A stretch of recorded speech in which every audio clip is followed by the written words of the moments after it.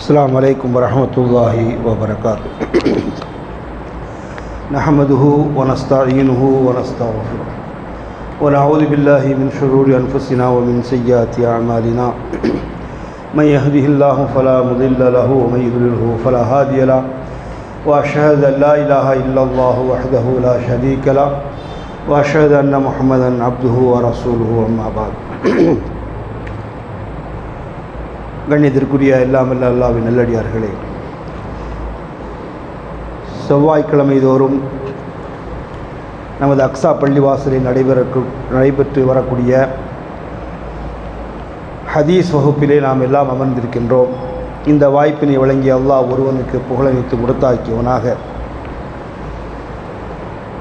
இன்று நாம் பார்க்க இருக்கக்கூடிய ஹதீஸானது சஹீஹ் முஸ்லிமிலே 5106வது ஹதீஸாக பதிவு செய்யப்பட்டிருக்கிறது. இதை அறிவிக்கக்கூடிய அறிவிப்பாளர் அபூ ஹுரைரா ரலியல்லாஹு தஆலா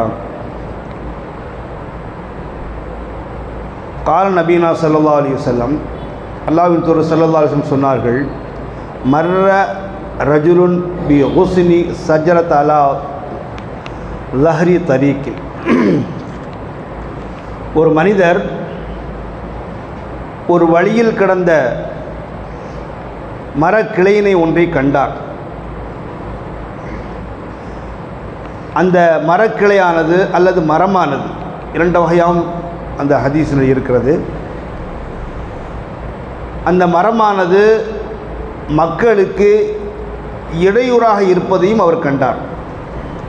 மரத்தை பார்க்குறாரு, அந்த மரம் வழியில் விழுந்து கிடக்குது அல்லது மரத்தில் நிறுத்து போகக்கூடிய வழியில் இருக்கிறது, அதை கண்டார்.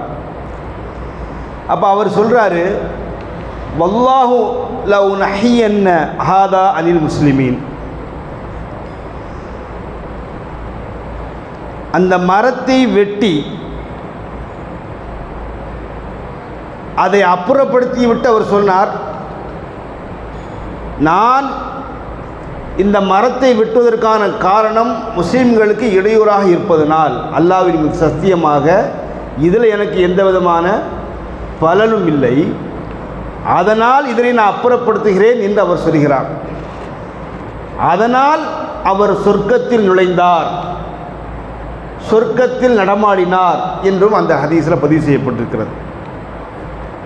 சாதாரணமாக ஒரு ரோட்டில் கிடக்கக்கூடிய ஒரு மரக்கிளையை அவர் அப்புறப்படுத்தியதால் அவர் சொர்க்கத்தில் இருப்பதாக அல்லாஹ்வின் தூதர் ஸல்லல்லாஹு அலைஹி வஸல்லம் அவர்களுக்கு சொல்லக்கூடிய அந்த ஹதீஸானது இன்றைக்கு நம்முடைய வாழ்க்கையில் நாம் எப்படி நடக்கிறோம் அப்படிங்கிறதுக்கு ஒரு உதாரணமாக இது அமைந்திருக்கிறது. எப்படி இருக்கணும் அப்படிங்கிறது.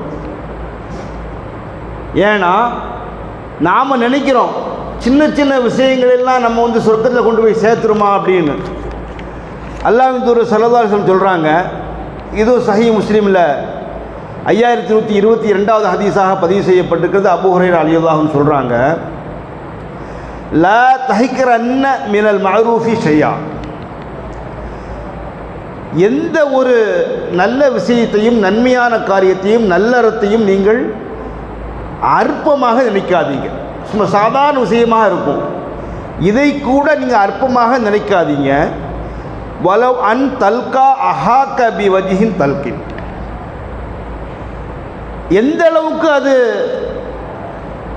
அற்பமான காரியமாக இருக்கும். நம்ம நடந்து போகிறோம், நடந்து போகின்ற போது நம்ம எதிர்நோக்கக்கூடிய ஒரு முஸ்லிமானவர் அல்லது ஒரு சகோதரர் ஒரு மாற்று மதத்துக்காரராக இருந்தாலும் அவரை புன்னகிக்கிறோமே, புன்சிரிப்பால் அவரை எதிர்கொள்கிறோமே, இந்த அற்பமான விஷயத்தை கூட நீங்கள் அற்பமாக நினைக்காதீங்க, அதில் நன்மை இருக்குது அல்லாஹ்வின் தூதர் ஸல்லல்லாஹு அலைஹி வஸல்லம் சொல்கிறாங்க. அப்போ இந்த மாதிரி நம்ம நடக்கக்கூடிய பாதையில் ஒரு மரக்கிளை இருக்கிறது, இதை அப்புறப்படுத்துவதற்கான காரணத்தையும் அந்த மனிதர் சொல்கிறார், நான் அல்லாஹ்விற்காக மட்டும்தான் இந்த மரக்கிளையை அப்புறப்படுத்துகிறேன், முஸ்லிம்களுக்கு இடையூறாக இருப்பதால். முதலில் வாசித்த அந்த ஹதீஸில் பல்வேறு செய்திகள் இருப்பதையும் அது அற்பமாக கருதக்கூடிய நம்மை போன்றவர்களுக்கு அதில் அர்த்தம் புரிந்த வார்த்தைகள் இருப்பது இந்த ஹதீஸில் நமக்கு விளங்குது. நாம் சர்வ சாதாரணமாக நினைத்து கொண்டு ஒரு கல்லையோ அல்லது ஒரு முள்ளையோ ஒரு சின்ன குண்டூசின்னு சொல்லுவோமே, இதையோ அப்புறப்படுத்தினால் அதற்கான நன்மை நமக்கு எழுதப்பட்டு அது அல்லாஹ்விடத்தில் மிகப்பெரிய கூலியை பெற்றுத்தரும் என்பதுதான் இந்த ஹதீஸில் விளங்கக்கூடிய பாடம். இன்றைக்கு நாம் நடக்கக்கூடிய பாதை எப்படி இருக்கிறது? கல், மண், செங்கல் எல்லாம் நடைபாதையில் இருக்கக்கூடாது. டூ வீலரில் போக முடியல, நடந்தும் போக முடியல, சின்ன குழந்தைகளையும் நம்ம அழைச்சிட்டு போக முடியல. எல்லாமே இடையூறாக இருக்கிறது. அதை பார்த்து கொண்டு சகித்து கொண்டு நாம் செல்கிறோம். அதை அப்புறப்படுத்தணுமே, அதை அப்புறப்படுத்தியதால் அல்லாஹ்விடத்தில் எனக்கு கூலி இருக்கிறது என்கின்ற எண்ணம் கூட வராமல், ஒரு கல் நம்மளுக்கு காலில் இடறிடுச்சு, நம்ம என்ன செஞ்சிடறோம், அதை கடந்து போகிறோம். அந்த கல்லை எடுத்து ஓரத்தில் போடணுமே என்கின்ற எண்ணம் கூட இல்லாமல் நாம் என்ன செய்கிறோம், அதை கடந்து போகிறத பார்க்குறோம். அல்லாஹ்வின் தூதர் ஸல்லல்லாஹு அலைஹி வஸல்லம் அவங்கள்ட்ட அபூ பர்ஸா ரலியல்லாஹு அன்ஹு அவங்கள்ட்ட அவங்க கேட்குறாங்க, யா ரசூலல்லாஹ், யா நபி அல்லாஹ், அல்லாஹ்வின் நபியே, எனக்கு ஏதாவது ஒரு நற்செய்தியில் நீங்கள் எனக்கு உபதேசம் செய்யுங்க, அது எனக்கு பயனளிக்கக்கூடியதாக இருக்கணும் என்று கேட்கிறார். அதற்கு அல்லாஹ்வின் தூதர் ஸல்லல்லாஹு அலைஹி வஸல்லம் சொல்கிறாங்க, முஸ்லிம்கள் நடமாடக்கூடிய பாதையிலிருந்து தொல்லை தரக்கூடிய நீ பொருட்களை அப்புறப்படுத்துவீராக, அதன் மூலம் நீங்கள் நற்பனை அடைய முடியும் அப்படிங்கிறாங்க. இதுவும் சஹீஹ் முஸ்லிம்ல பதிவு செய்யப்பட்ட ஹதீஸ். அப்போ இந்த ஹதீஸ்கள் எல்லாம் நமக்கு சொல்லக்கூடிய பாடம், நாம் செல்லக்கூடிய பாதையில் கிடக்கக்கூடிய மக்களுக்கு இடையூறு தரக்கூடிய எந்த ஒன்றையும் அப்புறப்படுத்தினால் அல்லாஹ்விடத்தில் மிகப்பெரிய கூலி இருக்கிறது. ஏன்னா அந்த வரக்கூடிய பாதை நம்மை போன்ற முஸ்லிம் சகோதரனுடைய நடைபாதையாக இருக்குது. இதை கூட எடுத்து போட மனதில்லாமல் ஒரு கல் இடறிடுச்சுன்னா, ஒரு முள்ளு குத்துனா கூட அதை நம்ம அப்படியே போட்டு போகிறத பார்க்குறோமா இல்லை? அன்னைக்கு ஒரு முள்ளு குத்திடுச்சு காலில், அவன் முஸ்லீமாகத்தான் இருப்பான், இன்னா லில்லாஹி வ இன்னா இலைஹி சொல்ல தெரிந்தவனாகவும் இருப்பான், எனக்கு கஷ்டம் ஏற்பட்டுச்ச யா அல்லாஹ்னு சொல்லக்கூடியவனாகவும் இருப்பான். ஆனால் அந்த கல்லையோ முள்ளையோ அல்லது ஒரு குண்டூசியோ அப்படி போட்டு போகக்கூடிய ஆட்கள் நம்ம பார்க்குறோம். இதை அப்புறப்படுத்தினால் இதன் மூலம் அல்லாஹ்விடத்தில் மிகப்பெரிய கூலி இருக்குது அப்படின்னு நினைக்கிறது. ஏன்னா அற்பமான காரியம் நினைக்கிறோம். கல்லை சில நேரங்கள் அப்படி தட்டி நம்ம ஓரத்தை போட்டு போனோம்னா ஆட்கள் பார்க்குற ஆட்கள் யோசிக்கிறாங்க, எனக்கு இது தேவையில்லாத வேலையெல்லாம் நினைக்கிறான் அப்படிலாம் நினைக்கக்கூடிய ஆள்லாம் இருக்குது. அதை ஓரத்தில் போடுறதுனால நம்ம என்ன நினைக்கிறோம், வேறு யாரு காலையும் அது பற்றக்கூடாது, இது யாருக்கும் அடுத்தவங்களுக்கு இடையூறாக இருந்துடக்கூடாது என்கின்ற எண்ணத்தின் அடிப்படையில் நாம் செய்தால் அல்லாஹ்விடத்தில் மிகப்பெரிய கூலி இருக்குது. ஏன்? அல்லாஹ் உள்ளத்தை பார்க்குறான். நீ அடுத்தவர்களுக்காக நீ போடாத, அடுத்தவர்களுக்காக யாரும் பார்த்தா நல்லவனாக இருக்கிறான்னு பரவாயில்லையே நினைப்பதற்காக போடக்கூடாது. அதை ஒதுக்குவதனால் எனக்கு அல்லாஹ்விடத்தில் கூலி இருக்கிறது, அந்த எண்ணம் மேலோங்கி இருக்கணும். அப்படி இருக்கும் பட்சத்தில் நிச்சயமாக அல்லாஹ்விடத்தில் மிகப்பெரிய கூலி இருக்கிறது என்பதை அல்லாஹ்வின் தூதர் ஸல்லல்லாஹு அலைஹி வஸல்லம் சொல்கிறாங்க.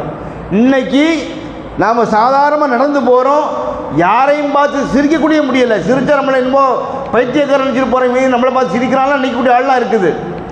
ஆனால் முகமலர்ச்சியோடு அந்த சகோதரனை புன்முறுவல் பூத்தால் அது கூட தர்மம் கொடுத்த நன்மை இருக்கிறதுன்னு அல்லாஹ்வின் தூதர் ஸல்லல்லாஹு அலைஹி வஸல்லம் சொல்கிறாங்க.